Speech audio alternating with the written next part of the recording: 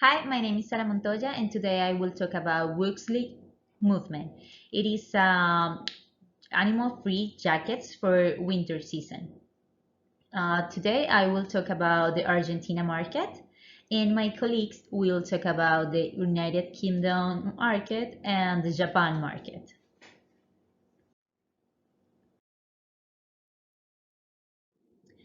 The agenda for today, we have the background of the company, the business opportunity in different markets, in this case in the Argentina market, the methodology that we will use, the secondary sources and the primary sources, the implementation plan, how we'll approach this research, and finally the conclusion and the references. Let's start with the background. Wuxley movement started in 2015, responding to a need for animal-free winter jackets in the Canadian market. This brand started to spread all around the world using e-commerce to sell winter clothes in different countries. In this moment, they have a presence in several countries. This is because nowadays users are doing everything to make positive decisions regarding consumerism in the world. That means they don't care is luxury or is a new brand. They need to know how they do it, how they create these new clothes and see if they're using animals or they're making suffer animals. This is really important for the consumers nowadays. So what are the business opportunity in Argentina? So Canada and Argentina have created a bilateral relationship where they share different goals and similar perspective about different business. They create this relationship according to Global Affairs Canada long time ago, and they never interrupted. Also, new generations awareness is creating fashion trending focused in animal rights. This opened new markets for animal-free or vegan brands around the world, even in Argentina.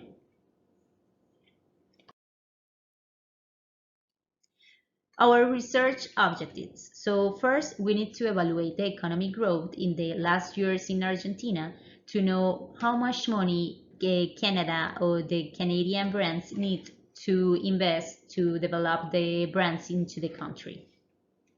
Second, we need to identify the segmented market to create effective market strategies to sell our animal-free jackets to the audience and make it interested in. Finally, we need to know what are the cultural response for Argentinians to foreign products, because we need to know if they are willing to buy different products for foreign companies or they will just buy with local fashion brands. Let's continue with methodology for a market study. So we will use primary sources and secondary sources. For the primary, we have surveys and interview with ecologists and fashion experts.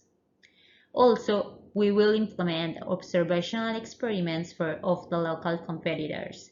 And finally, focus group with potential clients. This will help us to get the whole data that we need to develop our research.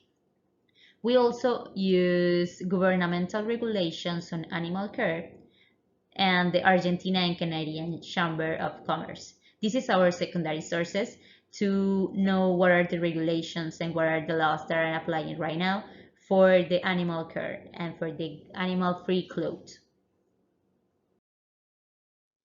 So for our implementation plan, we will follow the next step.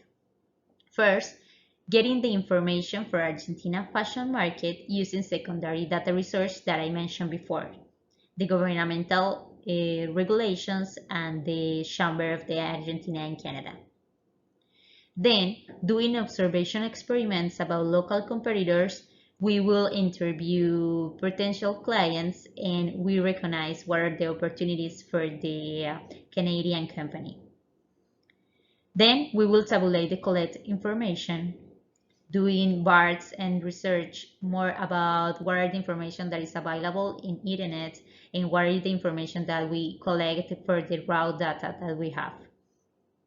And then collecting all this information and analyzing it, we can create a report, a commercial report with some recommendations to the Canadian brand to entry in the Argentina market, to develop effective marketing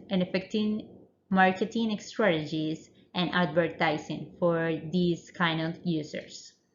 This will take a maximum of time of 4 weeks, that is just a month, and an estimated budget of 13,000 Canadian dollars.